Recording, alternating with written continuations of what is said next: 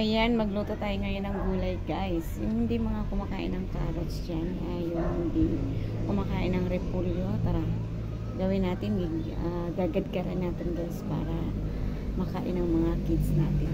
Tara, samahan natin magluto. Let's go! Ayan na, nahiwa ko na siya, guys. Ayan, nahiwa ko na siya. Ngayon, paghahaluin ko siya. Ayan, carrots ginagkad. So, yan. Tapos paghaluin ko siya, lagyan ko ng itlog, konting harina. Ayan, timplahan natin, guys, bago prituhin. Tara. Ayan, ihalo ko na yung ginagkad.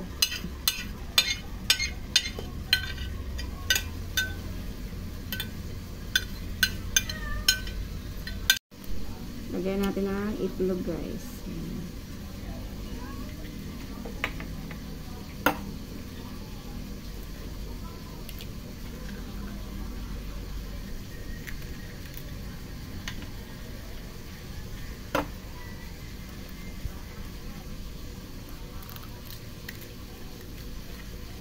So, haluin natin. Lagyan natin ng paminta.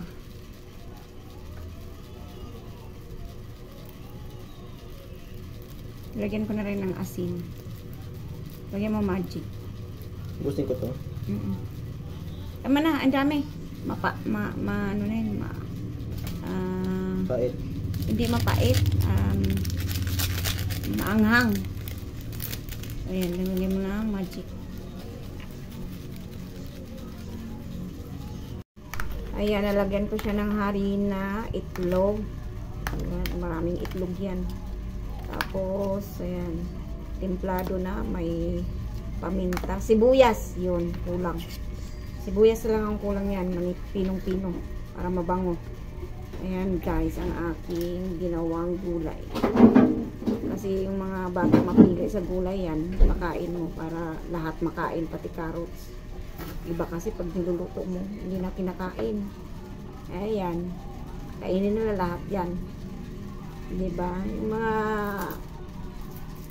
anak nyo dyan ay hindi nakain ng carrots, yan, gadgarin nyo.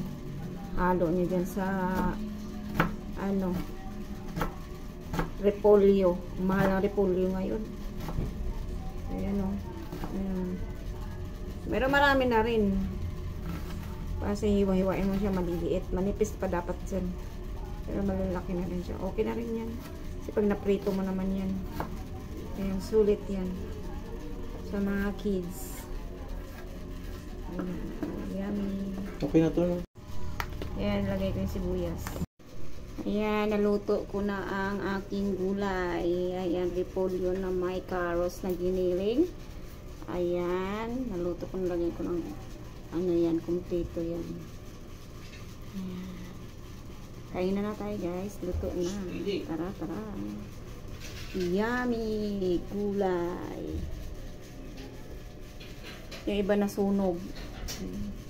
Mas masarap siguro toasted nito. Pero mas na yung gulay kasi naluluto na masyado. Kaya ayan. Tara, kain na tayo, guys. Yummy, yummy. Favorite nila yan, di ba? Makakain na kanilang carrots.